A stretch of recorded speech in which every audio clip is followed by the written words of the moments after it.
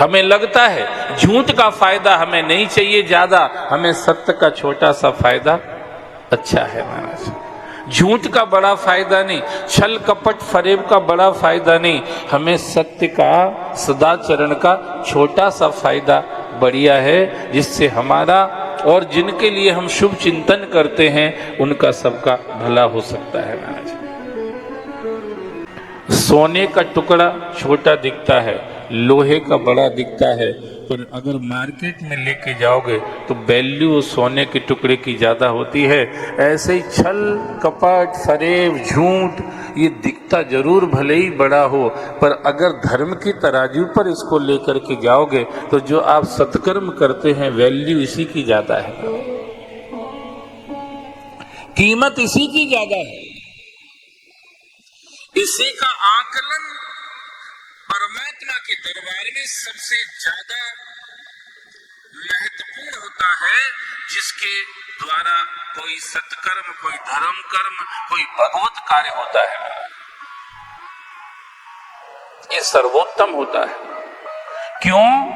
क्योंकि भगवान अपने निज धाम बैकुंठ धाम, शिव धाम, गोलोक धाम, साकेत धाम, वहां से भगवान अवतार लेकर के आते हैं, तो कोई यहाँ हरी धनिया मिर्ची और भजिया खाने के लिए नहीं आते हैं भगवान इसके लिए आते हैं, यदा यदा ही धर्मस्य ग्लानिर्भवत भारत अभ्युत्थानम अधर्मस्य तदात्मानं सृजाम्यहम् परित्राणाय साधूनां विनाशाय च दुष्कृतां धर्म संस्थापनार्थाय संभवामि। इसके लिए परमात्मा का अवतार होता है। आप समझ सकते भगवान की नजर में जो चीज इतनी महत्वपूर्ण है, जिसके लिए वो स्वयं उतर के यहाँ आ जाता है, वो चीज कितनी श्रेष्ठ होगी महाराज, कितनी श्रेष्ठ होगी। इसीलिए बड़े बड़े दुष्कर्मियों से छोटे सत्कर्मी की महिमा ज्यादा है। आज हजारों लाखों साल निकलने पर भी हम अगर याद करते हैं तो प्रहलाद को करते हैं,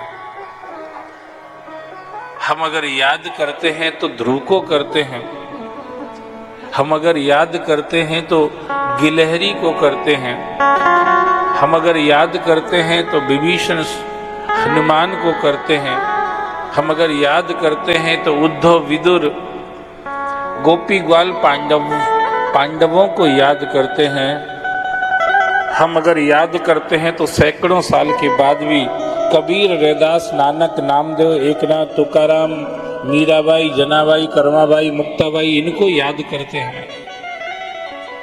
बाकी सब धूल में मिल गए, पता नहीं कहां चले गए।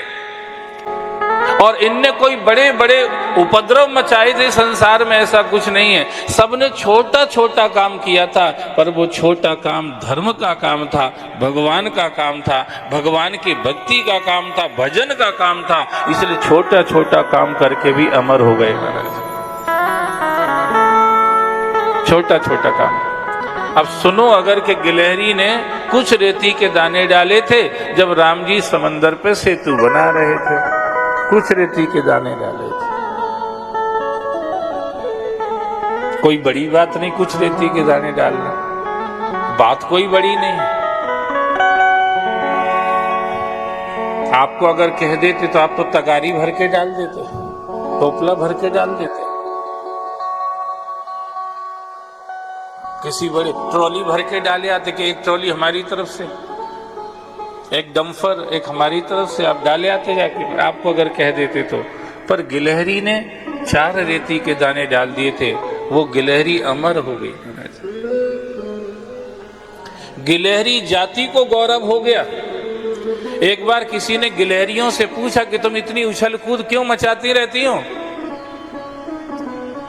कोई बेनिफिट हुआ है तुमको जो तुम इतनी खुश बनी रहती हो, जब देखो जब उछल कूद इधर से उधर उधर से इधर मचाती रहती हो। गिलहरी कहती हैं वी फील प्राउड, हमको गर्व है। कौन सा काम तुमने किया जिसका तुम गर्व करते हो? बोले हमने भले ही नहीं किया पर हमारे जात वाले ने किया है महाराज। आप देखिए, खुद ने नहीं किया, जात वाले ने किया, उस पर ही गर्व है। तो तुम क्यों गर्व कर रही, तुमको क्या फायदा हुआ?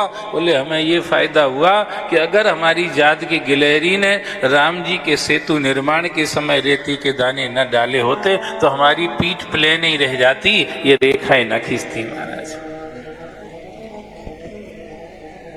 हमारी पीठ प्लेन बनी रहती।